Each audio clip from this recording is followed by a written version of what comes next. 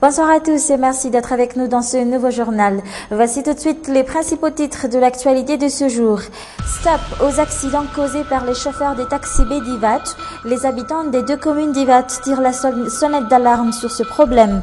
La semaine dernière, 2 élèves ont été fauchés par des taxis B dans cette commune. La Haute Cour constitutionnelle devra se prononcer dans les jours qui viennent sur la constitutionnalité ou non du règlement intérieur utilisé durant l'élection du bureau permanent de l'Assemblée nationale. Christine Razanamassou s'est exprimée sur ce sujet ce matin. En attendant, les négociations politiques continuent entre le MAPAR et le PMP.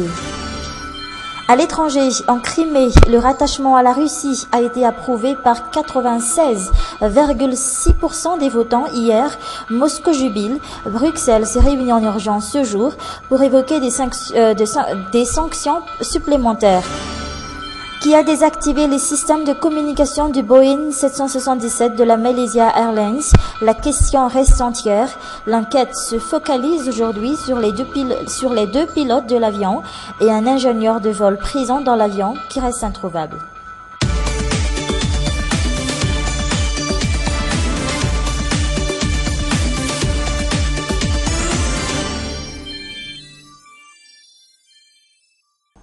Comme je le disais tout à l'heure dans le sommaire, les habitants d'Ivat tirent la sonnette d'alarme sur les excès de vitesse des chauffeurs des taxis B. Des accidents se produisent presque toutes les semaines sur cet axe.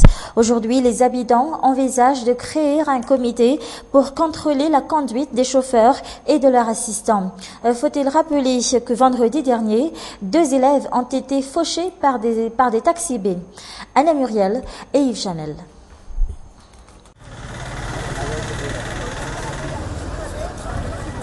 Furieux, les habitants d'Ivat et de ses environs ont tenu une manifestation ce jour.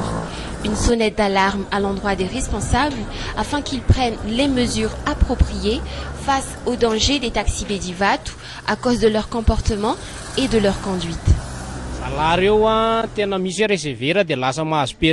On se demande qui ont délivré leur permis et s'ils en ont vraiment. Ce sont les usagers qui souffrent de la conduite de ces taxis B. Quelquefois, ils sont ivres au volant et se comportent comme s'ils conduisaient un avion, je crois. En plus de rouler trop vite, ils sont impolis.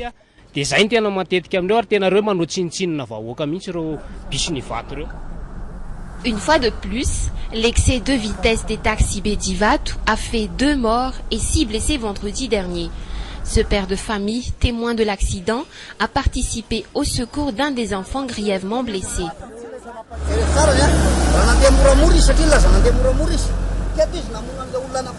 Le conducteur de taxi B, auteur de l'accident, a dit qu'il ne roulait pas vite. Alors que moi, je l'ai vu de mes propres yeux, il n'a pu freiner à temps à cause de la vitesse. Là, il a écrasé une mère de famille avec son enfant. Il ne s'est pas arrêté. Il a continué à écraser 5 autres personnes. Heureusement que j'étais resté un peu à l'écart. Je me suis dépêché à sauver l'enfant qui était grièvement blessé ici et qui ne bougeait plus.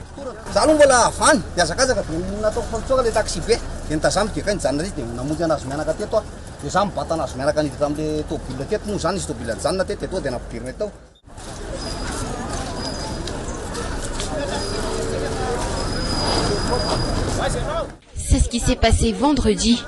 Les victimes étaient des enfants revenus de l'école, Jouintsu et Brian, des élèves de la classe de CP1 et de CP2 du collège Voltaire.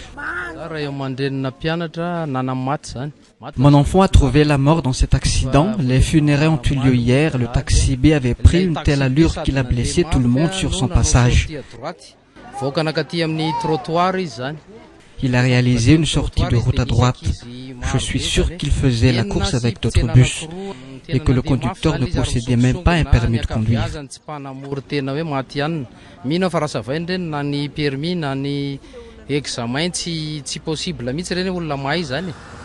Les 6 blessés sont encore soignés. Cet axe qui est emprunté par des convois officiels mais également par de nombreux piétons, dont des enfants. À cause du nombre d'établissements scolaires, longeant cette route menant à l'aéroport.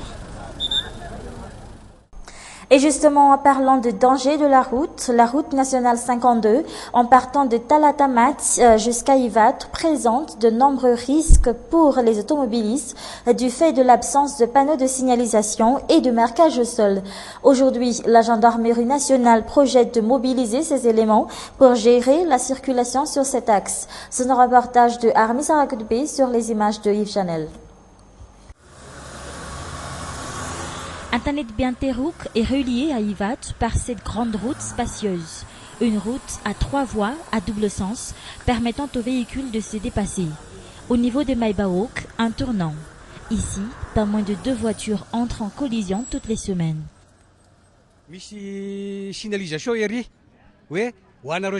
Il existe un panneau indiquant aux chauffeurs qu'il faut serrer à droite, car la voie centrale est une voie de dépassement. Or, le code de la route est très clair. On ne peut faire un dépassement dans un virage. Cette route ne doit comporter que 2 voies et qu'il faut interdire formellement de faire un dépassement dans ce virage. Cette voie ne dispose pas aussi d'infrastructures dédiées aux piétons. Le trottoir est trop étroit et lorsqu'il y a beaucoup de piétons, certains sont obligés de descendre dans la rue pour circuler. Jusqu'à Ivat, les marquages au sol ne sont plus visibles, tant pour les voitures que pour les piétons. Fait qui explique les nombreux accidents signalés sur cet axe. Or, les véhicules passent facilement à la vitesse supérieure une fois engagés sur cette route.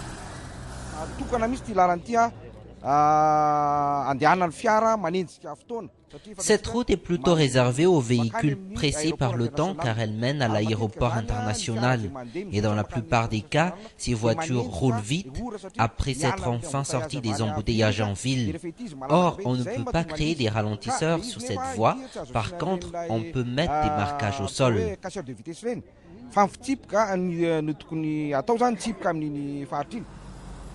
Jusqu'ici, il n'existe aucun projet en cours pour gérer la circulation. Après le dernier accident survenu dans cette partie de la capitale, la gendarmerie projette de mobiliser ses troupes. Toutes les routes sont dangereuses si on ne fait pas attention en l'empruntant. Si on ne maîtrise pas le volant, ce sont les innocents qui payent. Au niveau de la gendarmerie, nous allons poster des éléments pour faire des contrôles et poursuivre ceux qui sont en infraction.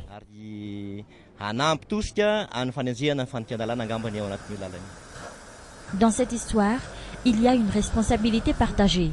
D'un côté, les automobilistes roulant à une vitesse grand V et certains piétons marchant sans souci sur la route. Dans un tout autre sujet, un atelier axé sur le rôle des femmes parlementaires se tient depuis ce jour et durera 3 jours à Antananarivo. Aujourd'hui, 10% des postes à responsabilité dans le gouvernement et les autres institutions sont tenus par des femmes. Et durant la transition, et contre 6% entre 2003 et 2007. Aujourd'hui, 32 députés sur les 147 élus sont des femmes à l'Assemblée nationale et la présidente de cette institution est une femme, la première à tenir ce poste. Faut-il savoir que Madagascar a adhéré à différentes conventions internationales sur la promotion du genre dans les hautes sphères de l'État. Écoutons les explications d'une responsable de l'EISA, initiateur de l'atelier. Notre objectif est d'augmenter le nombre de femmes ayant un pouvoir de décision dans l'exécutif. Et parmi ces prises de responsabilité, leur intégration dans le futur gouvernement. Si nous faisons référence aux conventions internationales que la Grande Île a signées, 50%, les postes doivent être partagés de moitié entre les hommes et les femmes. Mais dans la société malgache, rares sont les femmes qui osent encore prendre leurs responsabilités. Et en marge de cet atelier, la présidente de l'Assemblée nationale, Christine Razanamassou, a abordé les sujets brûlants de l'actualité avec les journalistes, notamment ceux relatifs à la destitution du bureau permanent de la Chambre basse. Fijanana Mambaouk.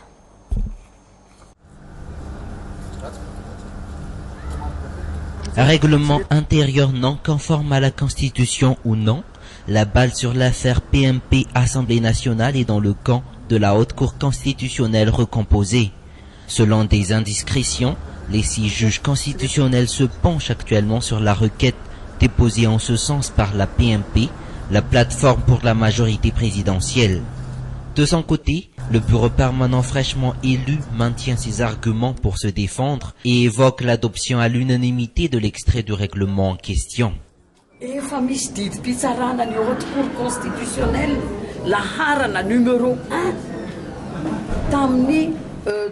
Il y a la décision numéro 1 de la Haute Cour constitutionnelle en 2011. C'est le secrétariat général de l'Assemblée nationale qui l'a proposé. Et avant l'élection, la doyenne des députés a clairement stipulé que nous allons utiliser ce règlement intérieur et tout le monde a accepté. Tout le monde a adopté ce règlement intérieur. Et là, je ne vous répondrai jamais si vous me demandez ma réaction, si on me dit que c'était inconstitutionnel. La HCC aura tort de dire cela.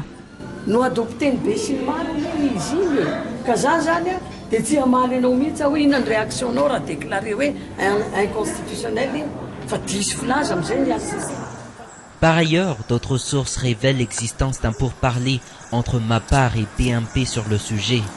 Une demande d'élargissement du bureau permanent aurait été demandée par la PMP, laisse entendre les indiscrétions. La PMP qui souhaite intégrer le bureau permanent, largement composé par les députés issus du MAPAR. Une demande que le MAPAR n'aurait pas refusée, laisse entendre les explications de Christine Razanamassou ce jour.